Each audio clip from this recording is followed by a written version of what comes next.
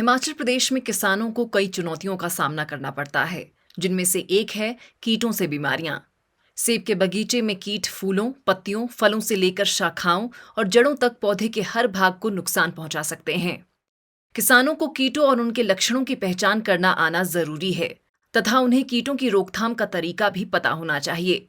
हम कीटों को सेब के पेड़ों को होने वाली क्षति के प्रकार के आधार पर वर्गीकृत कर सकते हैं, जैसे स्केल थ्रिप्स, एफिड्स और माइट पौधों का रस चूसने वाले कीट हैं। अन्य कीट पत्तियों और फलों को खाने वाले होते हैं। फल छेदक कीट फलों में छेद कर देते हैं और दूसरे बोरर पौधों की टहनियों, तनों और जड़ों में छेद कर देते हैं। बगीचों में आपको हानिकारक कीटों के साथ साथ लाभकारी कीड़े जैसे green lacewing, lady bird beetles व एंटोकॉरिड बग्स इत्यादि मिलेंगे। इन्हें बायो कंट्रोल एजेंट या कीटों का प्राकृतिक दुश्मन कहा जाता है। बागवानी विभाग के पास रझाना शिमला में लाभकारी कीड़ों के गुणन के लिए प्रयोगशाला है। जैव नियंत्रण कीटों की उपलब्धता के लिए यहां संपर्क किया जा सकता है। Bio control agent bacteria, virus या नेमाटोड भी हो सकता है जो कीटों को मारता है। कीट प्रबंधन के लिए सर्वोत्तम तकनीक सेब के बगीचे में पहले से मौजूद बायो कंट्रोल एजेंटों का उपयोग करना है। इस वीडियो में हम हिमाचल प्रदेश में सेब के बागों में पाए जाने वाले प्रमुख कीटों की पहचान करेंगे, उनसे होने वाले नुकसान और उन्हें नियंत्रित करने के लिए कौन से बायो कंट्रोल एजेंट उपलब्ध हैं, इनके बारे में भी बात करेंगे। सीजन की शुरुआत में जनवरी-फरवरी महीने में कीटों के प्रबंधन के लिए बगीचे में पहले से मौजूद जैव नियंत्रक कीटों का उपयोग करें। सैन जो स्केल सेब की शाखाओं पर साल भर मौजूद रहते हैं, लेकिन सर्दियों के बाद अविकसित स्केल नर और मादा क्रॉलर के रूप में विकसित होते हैं। अधिक संक्रमण से शाखाओं की मृत्यु हो सकती है, पौधों की वृद्धि कम होती है और अंततः पौधे की उपज प्रभावित होती है। स्केल का संक्रमण सेब की शाखाओं व फलों में होता है। संक्रमित फल में लाल रंग का धब्बा या छल्ला दिखाई देता है। सैन जो स्केल के लिए बायो कंट्रोल एजेंटों में दो परजीवी वास्प की प्रजातियां एनकार्सिया और एफाइटिस शामिल हैं। कुछ परभक्षी हैं, जैसे कोक्सीनेला प्रजाति के लेडी बर्ड बीटल बगीचे में स्केल को खाते हैं। हिमाचल प्रदेश में दो मुख्य माइट हैं, यूरोपियन रेड माइट और टू स्पॉटेड माइट। तकनीकी रूप से वे कीड़े नहीं, मकड़ियों के समूह में शामिल हैं। ये कीट बहुत छोटे होते हैं, इसलिए बगीचे में इनको देखने के लिए हैंड लेंस की आवश्यकता होती है। यूरोपियन रेड माइट्स और टू स्पॉटेड माइट्स से होने वाली क्षति को पत्तियों पर और कभी-कभी फलों की कलियों पर देखा जा सकता है। कुछ माइट परभक्षी होते हैं जो यूरोपियन रेड माइट और टू स्पॉटेड माइट को खाते हैं। हिमाचल प्रदेश में पाए जाने वाले परभक्षी माइट न्यूसियलस, एम्ब्लिसियस और टाइफ्लोड्रोमस पायरी प्रजाति के हैं। लेडी बर्ड बीटल की स्टेथोरस प्रजाति, ग्रीन लेसविंग और एंटोकॉरिड बग माइट के अन्य प्राकृतिक दुश्मन हैं। ब्लॉसम थ्रिप्स हिमाचल प्रदेश के बागों में पाई जाने वाली मुख्य थ्रिप्स प्रजातियों में से एक है। वे रस चूसने वाले कीड़े हैं। लार्वा और वयस्क थ्रिप्स दोनों फूलों की कलियों, फूलों और फलों को नुकसान पहुंचाते हैं। कलियों का रस चूसने के कारण फूल विकृत हो सकते हैं। संक्रमित फूल समय से पहले गिर सकते हैं। बायो कंट्रोल विकल्पों में lady bird beetle, green lacewings और एंथोकॉरिड बग शामिल हैं। परभक्षी पायरेट बग भी एक प्रभावी बायो कंट्रोल एजेंट है। परभक्षी माइट की तरह कुछ परभक्षी थ्रिप्स भी ब्लॉसम थ्रिप्स को खाते हैं।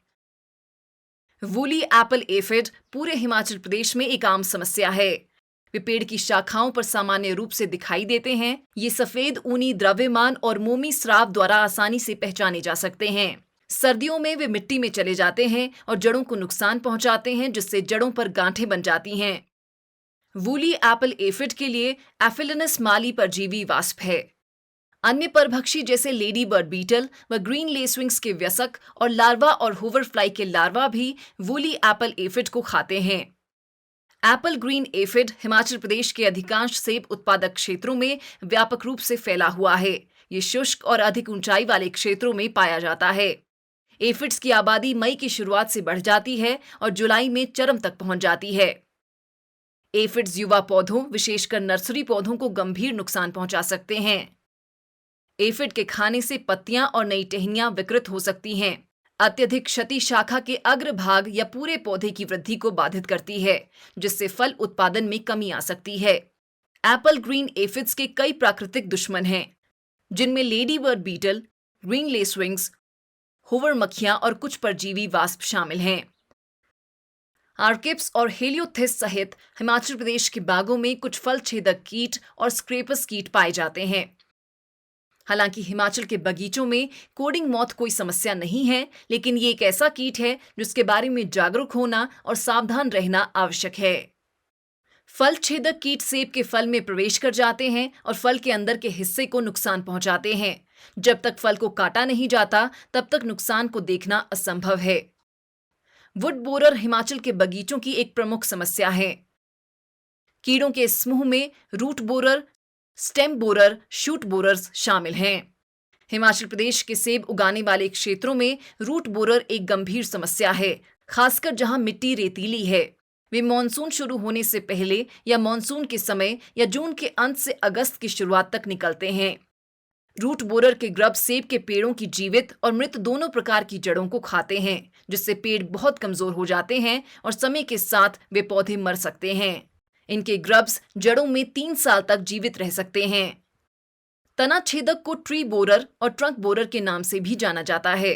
ग्रब तने और मुख्य शाखाओं में आड़ी तिरछी सुरंग बनाकर छेद करते हैं, जिससे पेड़ के विकास और फल उत्पादन क्षमता प्रभावित होती है। वर्तमान में हिमाचल प्रदेश में बोरर्स के लिए किसी भी बायो कंट्रोल एजेंट की फील्ड में पहचान नहीं की गई है। यूएचएफ नॉनी के शोधकर्ताओं ने पाया है कि एंटोमोपैथोजेनिक नीमाटोड्स जैसे कि हेटेरोरैबिटिस व स्टीनर नीमा एबैसी और कवक मेटाराइजियम प्रजाति रूट बोरर के प्रबंधन में सहायता कर सकते हैं।